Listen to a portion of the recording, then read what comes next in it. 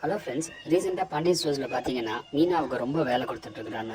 அதுலேயும் ஐஸ்வர்யா, தனம், முல்லை இவங்க 3 பேரும் ப்ரெக்னென்ட் ஆனதுலேருந்து மீனாவுக்கு எப்பயுமே வேலை அதிகமாக இருந்துகிட்டே இருக்குது. மீனா எப்பயுமே வேலை செய்ய மாட்டா அப்படின்ற ஒரு இமேஜை காமிச்சிட்டு இருந்தாங்க. இப்போ மட்டும் எப்படி விழுந்து விழுந்து வேலை செய்கிறாங்கன்னு தெரியல. அது மட்டும் இல்லாமல் தனம் எல்லா விஷயத்துலையும் மூக்க நுழைக்கிறவங்க. இந்த விஷயத்தில் எப்படி இன்வால்வ் ஆகாமல் அப்படியே சரி ஜூஸ் கொடுக்கறது என்ன பண்ணுறதா இருந்தாலும் அப்படியே வேலை கொடுத்துட்டே இருக்கிறாங்க. இதெல்லாம் பற்றி யாரும் கேட்குறதே இல்லை.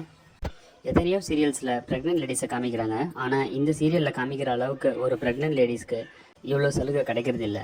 அப்படியும் 3 பேரும் எந்த வேலையும் செய்யக்கூடாதான், எப்போ பார்த்தாலும் ஃப்ரூட் சாப்பிட்டுட்டே இருக்கணுமா, அடிக்கடி 3 பேருக்கும் வாமிட் வந்துகிட்டே இருக்குமா, அந்த 3 பேருக்கும் மீனா ஒருத்தன் மட்டும்தான் பார்த்துக்கணுமா. இதுக்கு நடுவில் ஹோட்டலில் என்ன நடக்குது எப்படி நடக்குதுன்றதை காமிக்க மாட்டேன்றாங்க, கடையும் காமிக்க மாட்டேன்றாங்க.